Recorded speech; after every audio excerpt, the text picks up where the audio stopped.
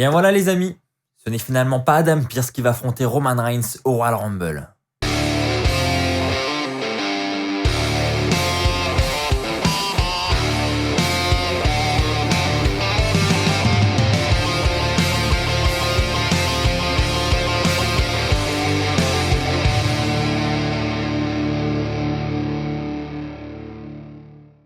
Bonjour à toutes et à tous les amis, c'est Axel de la chaîne YouTube WWE Fan France, j'espère que vous allez tous très bien, on se retrouve pour la review et les résultats du SmackDown d'hier soir. Et bien écoutez, on perd pas plus de temps, on commence sans plus tarder avec le premier point, et pour le premier point nous allons parler de Roman Reigns.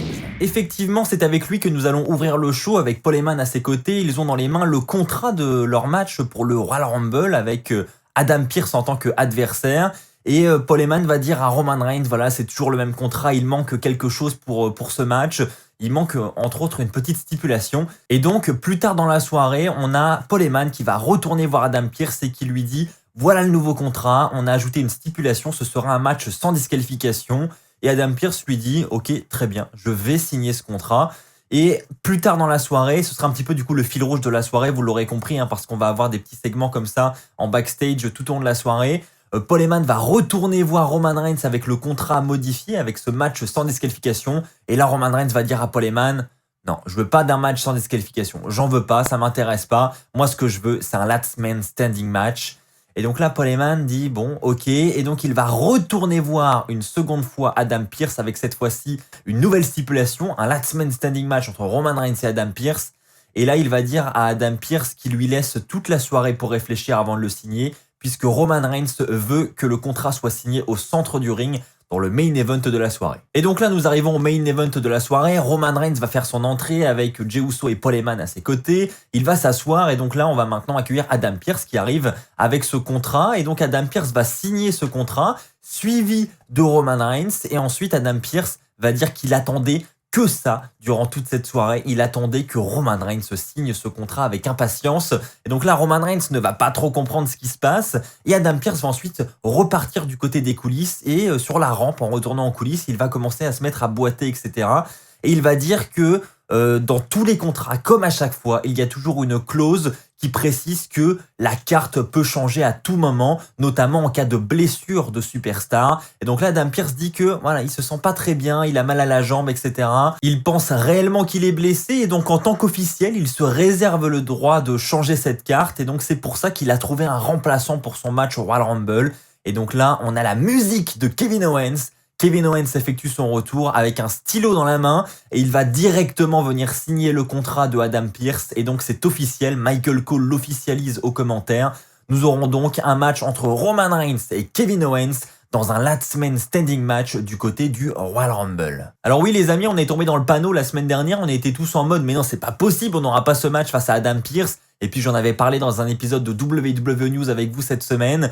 Kevin Owens devait être le remplaçant de Adam Pearce et c'est donc officiel. Nous aurons donc ce match du côté du Royal Rumble. Personnellement, ça me soulage vraiment beaucoup parce que voilà, clairement, je n'avais pas envie de voir un match pour le titre de champion du monde, pour le titre universel du côté du Royal Rumble avec Adam Pearce, un officiel de la WWE, malgré que ce soit un ancien catcheur assez connu dans le circuit indépendant.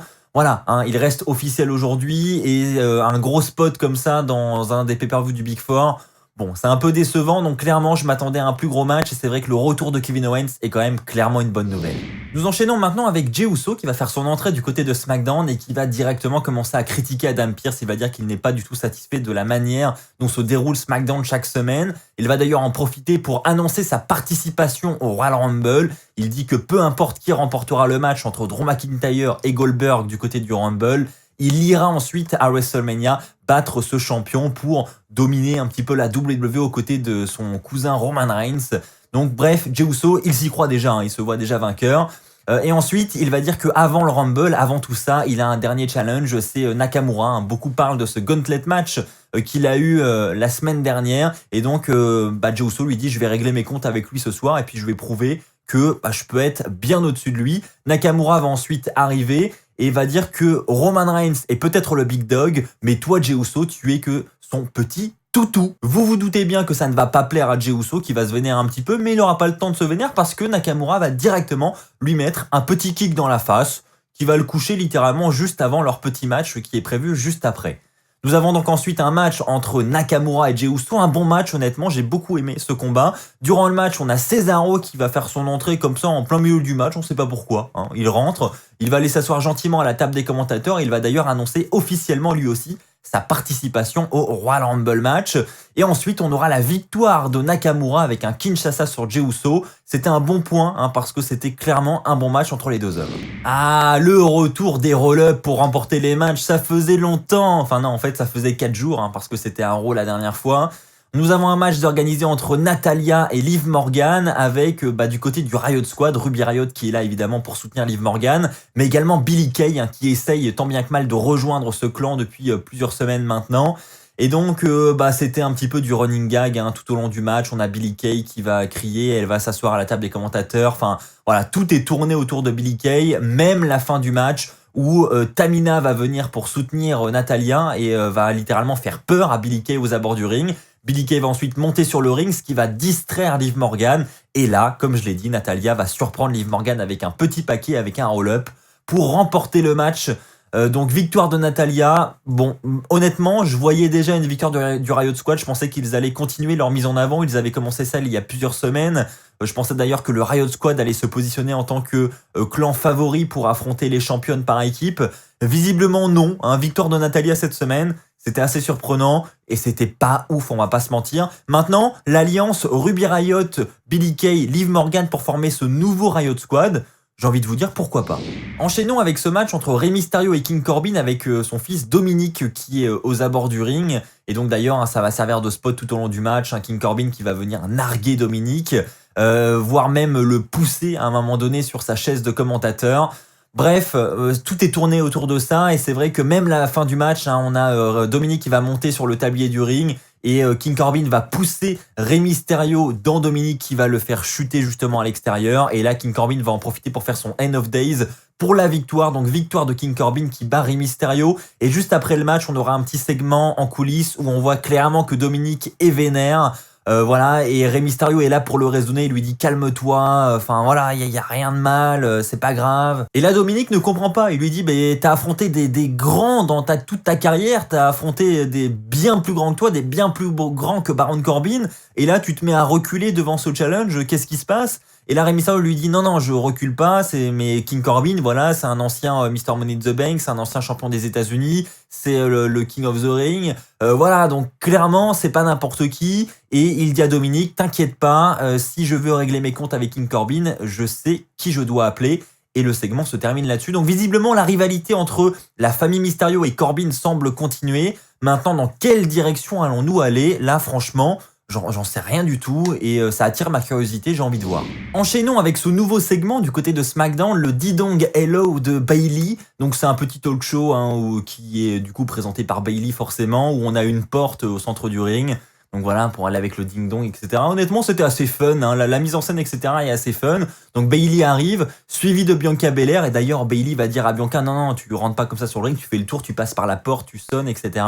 Bref, petite mise en scène sympathique.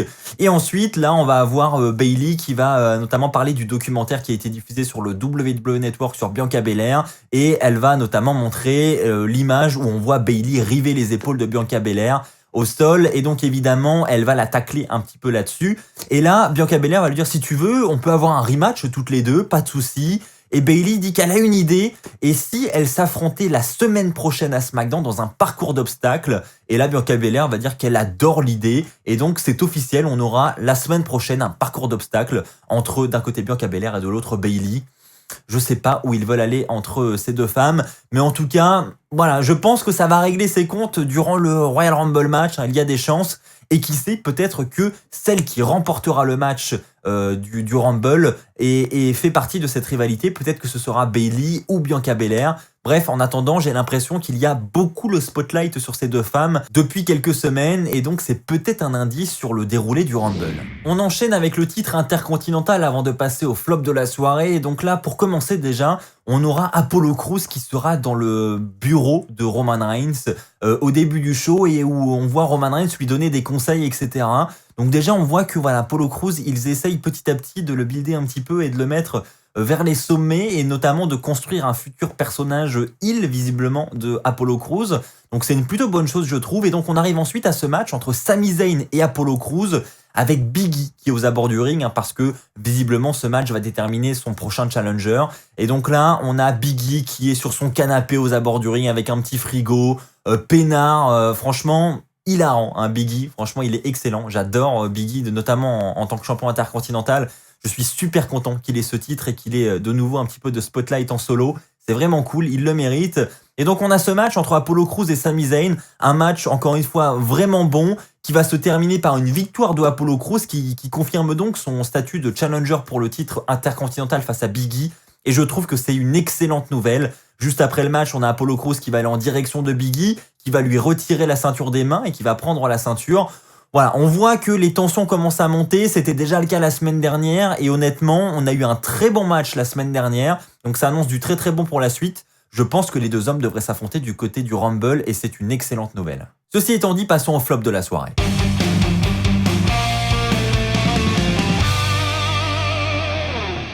Pour le flop de la soirée, je vais parler du titre féminin de SmackDown parce que honnêtement, il se passe absolument rien. Et c'est un peu dommage, hein, c'est un peu la même chose à Raw du coup, sauf que là au moins du côté de SmackDown, on voit la championne un petit peu. À Raw, Asuka a complètement disparu, hein, vous le savez. Mais là, voilà, on a un petit segment backstage quand même où on voit Carmella être en interview et où encore une fois, elle se demande où est Sasha Banks. Elle n'était déjà pas là la semaine dernière. Sauf que là, Sasha Banks va arriver et va dire à Carmella, ok, si tu veux un match contre moi, tu l'auras, mais avant ça, je veux pouvoir affronter ton associé. Et voilà, le segment se termine là-dessus. Donc c'était très court, on n'a pas eu grand-chose, mais on a eu ça. Et donc visiblement, Sasha Banks veut affronter l'associé de Carmella. Donc j'imagine qu'on aura ce match la semaine prochaine. Honnêtement, je suis pas du tout emballé par la rivalité, hein. On voit que même les officiels n'ont pas l'air d'y accorder beaucoup d'importance parce qu'on a juste des petits spots comme ça en coulisses très rapides. Donc c'est vraiment dommage. J'espère qu'on va prendre de nouveaux horizons très prochainement pour le titre féminin de SmackDown parce que pour l'instant, c'est quand même pas terrible. Ceci étant dit, passons au top de la soirée.